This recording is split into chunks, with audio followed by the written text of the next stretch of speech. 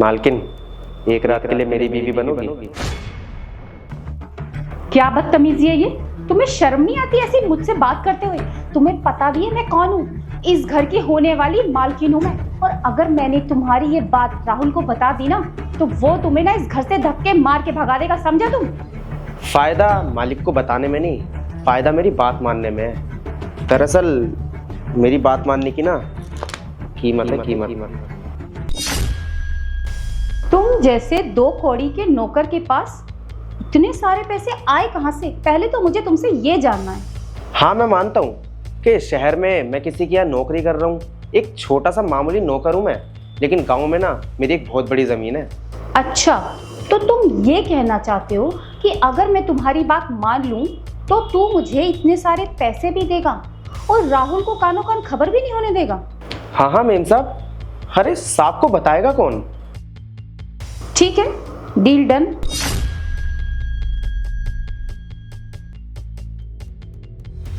अरे वाह, एक रात सोने के इतने सारे पैसे। वैसे डील बुरी नहीं है।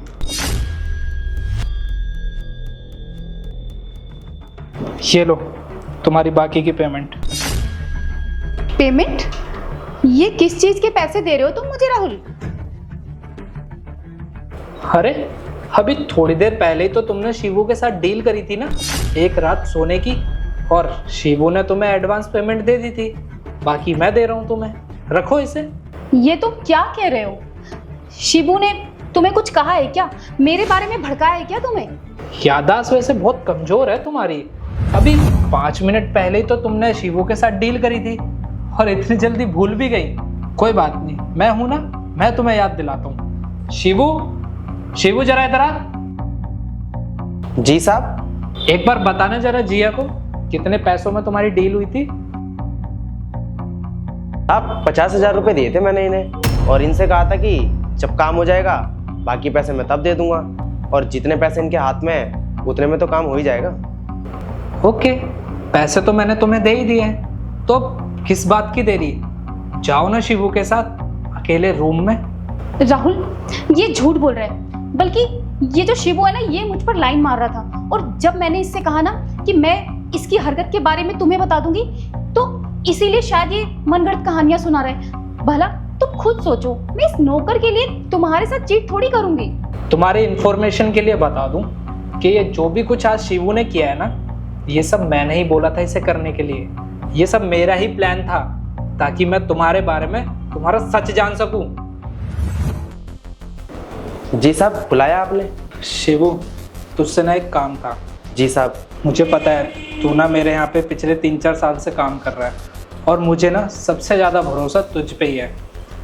क्या है ना, मैं एक लड़की के साथ रिलेशनशिप में हूँ और उससे मैं शादी करने के लिए सोच रहा हूँ, पर उसके बारे में ना बहुत लोगों ने मुझे नेगेटिव बातें बताई हैं। अब मुझे समझ नहीं आ रहा कि मैं उससे शादी करूँ या ना करूँ, इसलिए ना मैं उसका एक छोटा सा लॉयल्टी टेस्ट लेना चाहता हूँ। उसमें ना तुझे मेरा साथ देना है, तुझे ज़्यादा कुछ नहीं करना है, तुझे बस ये पैसे देने हैं, और जो जो मैं बातें बताऊँगा ना सिर्फ वही बोलनी है, बाकी ना उसकी सारी सच्चाई अपने आप मेरे सामने आ जाएगी। ठीक है साहब। अरे मैं तुमसे शादी करने वाला था, वैसे ही लड़कियों पे इतनी जल्दी ट्रस्ट नहीं होता, पर मैंने फिर भी तुम पे ट्रस्ट किया।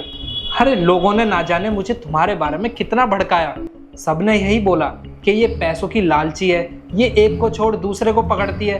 फिर भी मैंने उनकी बातें अनदेखी करी और तुम्हें मैं अपने घर लेके आया, लेकिन नहीं, फिर मैंने सोचा क्यों ना तुम्हारा एक छोटा सा लॉयल्टी टेस्ट लिया जाए, और देखो तुम्हारी तो सच्चाई मेरे सामने आ गई। अरे मैं तुम पे कितना भरोसा करने लगा था, कितना प्यार करने लगा था, लेकिन नहीं, तुमने ना आज उन सब पे पानी फेर दिया है। इसलिए अब तुम ना इस घर में रहने लायक नहीं हो, अभी के अभी इस घर से निकल जाओ।